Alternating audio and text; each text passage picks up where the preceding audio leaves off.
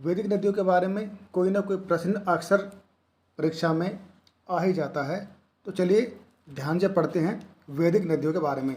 तो देखिए भाई, वैदिक संहिताओं में 31 नदियों का उल्लेख मिलता है।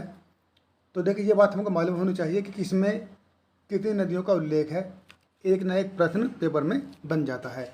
तो देखिए पहले हमने क्या सीखा कि वैदिक संहिताओं में 31 नदियों का उल्लेख है। ठीक है, उसके बाद हमको मालूम होना चाहिए ऋग्वेद में 25 नदियों का उल्लेख है। कितना है? 25 नदियों का उल्लेख है ऋग्वेद में। और नदी सूक्त में 21 नदियों का उल्लेख है। तो तीन बातें हमने पढ़ी।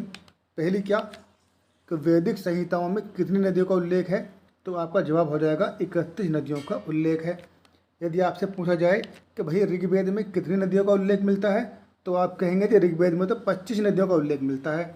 यदि आपसे कोई पूछे कि भाई नदी सूक्त में कितनी नदियों का उल्लेख है, तो आप कहेंगे कि नदी सूक्त में कुल 21 नदियों का उल्लेख है। ठीक है, तो एक बार दोबारा देखिए, वैदिक संहिताओं में 31 नदियों का उल्लेख है, ऋग्वेद में 25 नदियों का उल्लेख है और नदी सूक्त में 21 नदियों का उल्लेख है। और जिनमें जिनमें पहले नंबर पर नदी आती है गंगा और अंतिम नंबर पर आती है गोमल। ठीक है, जो नदी सूक्त है ऋग्वेद का, उसमें 21 नदियों का उल्लेख है, जिनमें से पहले नंबर पर आती है गंगा और अंतिम नंबर पर आती है गोमल। तो ये आपको याद होना चाहिए। आगे देखेंगे तो देखिए सर्वाधिक उल्लेख किस नदी का हुआ है, तो सर्वाधिक उल्लेख हुआ है सिंधु नदी का। ठीक है, क्वेश्चन आ जाए कि ऋग्वेद में सर्वाधिक उल्लेख किस नदी का हुआ है, तो आपका जवाब हो जाएगा सिंधु नदी का उल्लेख सर्वाधिक हुआ है। चलिए आगे देखते हैं, ऋग्वेद की पहली महत्वपूर्ण नदी कौन सी बताई गई है। तो देखिए ऋग्वेद की जो सबसे महत्वपूर्ण नदी बताई गई है पहली, वो है सिंधु नदी। ठीक है, अब देखिए उसके बाद सिंधु नदी के बाद में कौन सी नदी का स्थान है, तो ये है सरस्वती। ठीक है, जिसको सबसे पवित्र नदी माना गया है ऋग्वेद में। और देखिए इसको अलग अलग नामों से पुकारा गया है, नदी तमा, माते तमा, देवी तमे और अम्बी तमे। ये सभी किसके नाम हैं? ये सभी सरस्वती के नाम हैं। और सरस्वती नदी को वैदिक काल के ऋग्वेद में सबसे पवित्र नदी माना गया है। ठीक है, और उसके अलग अलग नाम आपको याद होने चाहिए कि नदी तमा, माते तमा, देवी तमे और अम्बी तमे। ये सभी किसके नाम हैं? ये सभी ऋग्वेद में सरस्वती नदी के नाम हैं। अब देखिए आगे, पाकिस्तान में सरस्वती नदी को किस नाम से जाना जाता है। तो देखिए पाकिस्तान में सरस्वती को नाड़ा, रैनी, हकड़ा और वहिंदा के नाम से जाना जाता है। ठीक है, चलिए आगे देख लेते हैं। देखिए एक शब्द आता है ब्रह्मवर्त। ब्रह्मवर्त क्या है?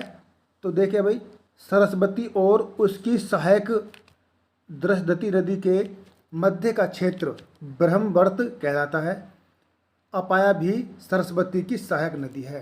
ठीक है, अब देखिए ऋग्वेद में वर्णित अधिकांश नदियाँ गंगा यमुना के पश्चिम क्षेत्र में बहती हैं। ठीक है ना।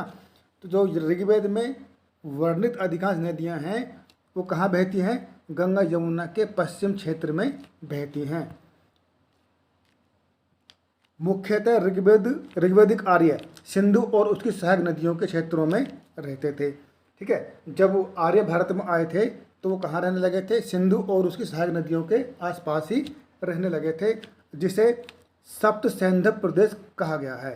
ठीक है, सप्त सैंधव प्रदेश कहा गया है। तो कहने का मतलब यह है कि जब आर्य आए थे तो वो सप्त सैंधव प्रदेश में रहने लगे थे।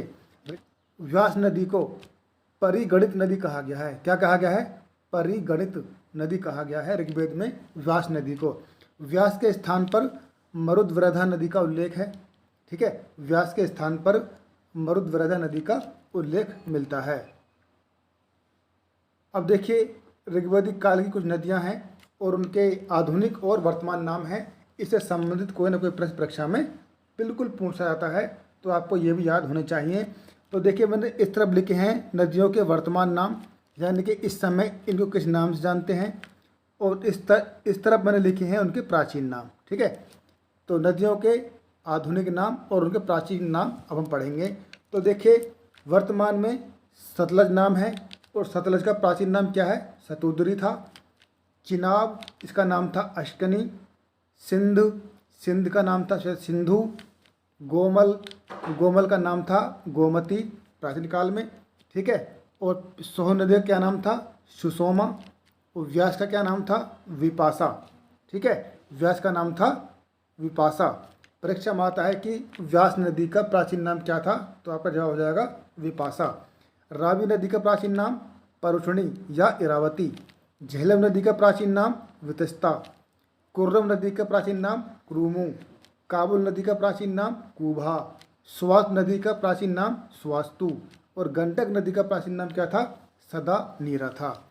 ठीक है दोस्तों, आगे देखिए अफगानिस्तान में कौन कौन सी नदियां हैं प्राचीन काल की? जो अफगानिस्तान में नदियां हैं उनके क्या क्या नाम है? तो देखिए कुभा, कुभा यानी कि काबुल, ठीक है। ये कहाँ पर है? सब अफगानिस्तान में है, ये आपको मालूम होना चाहिए। क्रूमू, गोमती और स्वास्तु। कुभा, क्रूमू, गोमती और स्वास्तु, ये नदियाँ कहाँ पर हैं? ये सभी अफगानिस्तान में हैं, ठीक है, जो कि भारत के उत्तर में हैं। अब देखिए पंजाब नाम, हमारे देश का एक राज्य है पंजाब, उसका नाम पंजाब कैसे रखा गया? तो भाई 5 नदियाँ थीं जिनके नाम पर इसका नाम पंजाब रखा गया। कौन कौन सी नदियाँ हैं वे? सतलज, रावी, चिनाब, झेलम और व्यास, ठीक है। तो सतलज, रावी, चिनाब, झेलम और व्यास, ये 5 नदियां हैं जिनके नाम पर पंजाब का नाम पंजाब रखा गया, ठीक है। तो 5 नदियों के नाम से पंजाब राज्य का नाम पंजाब रखा गया है। अब देखिए बात करेंगे हम आर्यव्रत की। आर्यव्रत शब्द का क्या मतलब है, क्या है ये? तो देखिए हिमालय से विंध्य पर्वत तक, कहाँ से? हिमालय से विंध्य पर्वत तक तथा पूर्वी समुद्र से लेकर के पश्चिमी समुद्र तक के संपूर्ण भाग को आर्यव्रत कहा गया है, ठीक है। यानी कि हम बात करें ऊपर हमारे हिमालय है और ये हमारा विंध्य पर्वत है, यहाँ से लेकर के यहाँ तक, हिमालय से विंध्य पर्वत तक। और जो हमारा पूर्वी समुद्र है, ठीक है, पूर्वी समुद्र से लेकर के पश्चिमी समुद्र तक का जो स्थान है, इस जो पूरा भाग है ये, इसे क्या कहा गया है? इसको आर्यव्रत कहा गया है, ठीक है। अब देखिए एक शब्द है मुजबंत। मुजबंत क्या है? तो देखिए भाई ऋग्वेद में हिमालय की सबसे ऊंची चोटी मुजबंत का वर्णन मिलता है, ठीक है। जो हिमालय की सबसे ऊंची चोटी है उस मुजबंत का वर्णन मिलता है ऋग्वेद में, ठीक है। तो दोस्तों ये हमारा चैनल है मास्टर BSR, यदि आप इस पर नए हैं तो सब्सक्राइब जरूर कीजिएगा।